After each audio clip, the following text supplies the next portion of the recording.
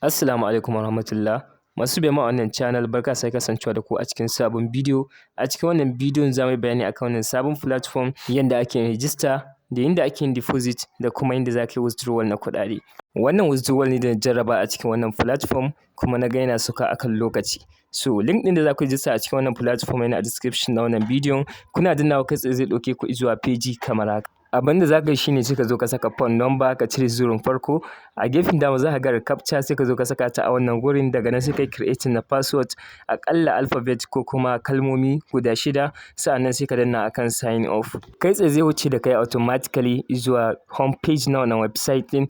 A nan za ka ga ainihin plans da suke da suna investment. Idan ka scroll a ƙasa za ka ga plans daban-daban ga su nan. Za ku ga akwai na 5,000, akwai na 10,000, 50,000, 100,000. So minimum da za ka iya farawa da shi shine na 5,000. So duka wanda kake so daga cikinsu kai tsaye za ka yi amfani da shi. Misali wannan na 5,000 za ka ga cewa a kowace rana zai baka 1,150 a kwanaki 70 kenan. So kun ga kowanne da irin percentage ɗin da yake bayarwa. So za ka yi amfani da shi kowanne kenan a taƙaice a cikin kwanaki 5 kana mayar da ainihin abin da kai deposit a cikin shi.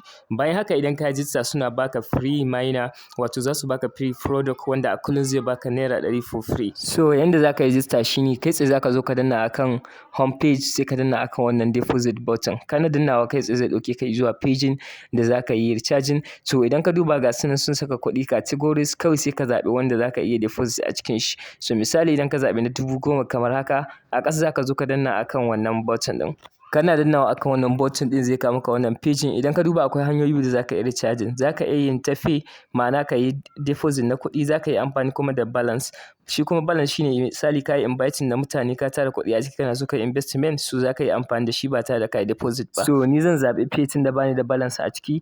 Daga nan kai tsaye zai ɗauke ni zuwa page kamar haka. Zan zaɓi wanda zan yi deposit da shi, zan zaɓi famfe. So daga nan zai ƙara ba da ni. Bayan ya wuce da ni kai tsaye zai kawo min wannan page ta inda zan yi copy na account number. So zan yi copy na account number sai in je akan famfe nawa sai in turo kuɗi. So daga nan zan yi pasting na account number. Bayan na yi pasting sai in ainihin zaɓi bankin Kuda bank. Daga nan in confirming, ina yin confirming sai in saka amount sai in transfer. So bayan na kammala transfer kai tsaye abin da zai yi shine sai in koma a can cikin website ɗin, wato in minimizing kenan. So ina yin minimizing na koma akan website ɗin. A ƙasa za ku ga cewa I have made the payment. So zan danna akan wannan button ɗin. Ina dannawa akan wannan button ɗin.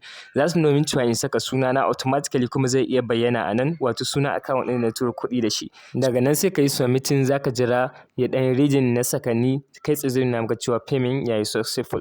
So yanda ake payment kenan, automatically za ka ga ya je a cikin account naka, amma za ka gan shi a gefen coins. Abu na gaba da za ka yi shine sai a koma a home page. A can za ka dubi package ɗin da ka saka kuɗi a kan shi, sai ka danna akan wannan package ɗin sai ka yi purchasing na wannan package ɗin. Za ka ga cewa automatically ya ɗauke ka zuwa fuska kamar haka. Bayan ka danna package ɗin, so kai tsaye sai ka yi purchasing na wannan package.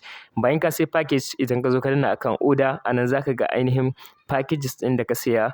A nan za ka ga abin da suka baka, kwanaki nawa suka yi suna yin aiki. So a yanzu kai tsaye zan nuna min da ake yin withdraw. Idan ka duba a balance nawa ina da 1,200. So abin da zan shine zan yi withdraw. Kamin haka zan yi binding na bank card. Idan haka zan zo in saka ainihin sunan banki na. Daga nan in saka account number, sai in zo in zaɓi sunan banki. Wato a can sama saka sunan account kenan. A nan sai in zaɓi sunan banki. Ina amfani da famfe, da haka zan zaɓi famfe. So sabida haka zan duba ga bankuna nan daban-daban. Duk wanda kake amfani da shi za ka iya zaɓa.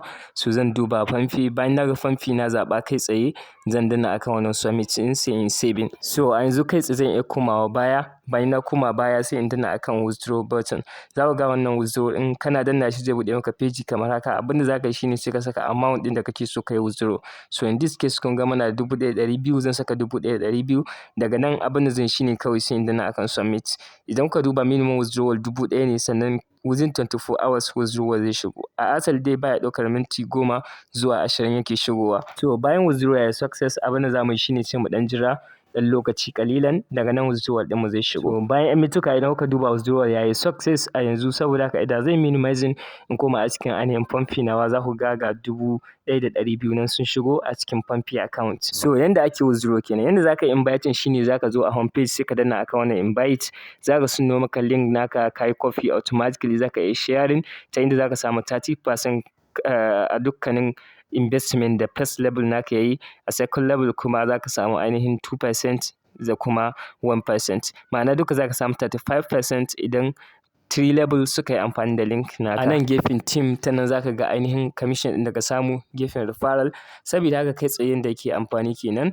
Akwai wani lokaci da idan ka danna link ɗin a wata browser ba zai yi amfani ba, sai ka ga ya nuno maka. Kada ku manta da mana subscribing, liking da kuma sharing na wannan bidiyo. Wanda shine sai ka danna akan can wajen searching ɗin, sai kai copy na link ɗin, sai kai pasting a nan wurin searching. So sai ka jayo a baya a wurin HTTPS za ka ga an saka S. So idan S ɗin nan ta bayyana a nan, ka cire wannan S ɗin, ka danna kai tsaye za ka ga ya loading successfully.